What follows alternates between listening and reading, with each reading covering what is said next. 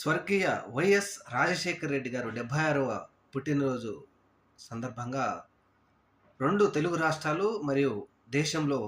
రాజశేఖర రెడ్డి గారు దినోత్సవాన్ని ఘనంగా జరుపుకొని, అలాగే ఆయన ప్రజలకు చేసిన సేవ రాజకీయంగా పేదవాడిని ఆదుకున్నాడు. అలాగే ప్రజలకు చేసినటువంటి సేవను స్మరించుకుంటూ పేదవాడికి విద్య, వైద్యం, ఆరోగ్యం అన్నీ ఖచ్చితంగా ప్రభుత్వాలు సహాయం చేయవలసిందే, రైతన్నను ఖచ్చితంగా ప్రభుత్వం ఆదుకోవాల్సిందే అని కొన్ని సంచలనమైన మార్పులు ప్రభుత్వాల్లో తీసుకొచ్చి పేదవాడి తరపున పనిచేసినటువంటి వైఎస్ రాజశేఖర రెడ్డి గారు, అలాగే ఎన్నికలలో ఎలక్షన్లకు ముందు పాదయాత్ర చేసి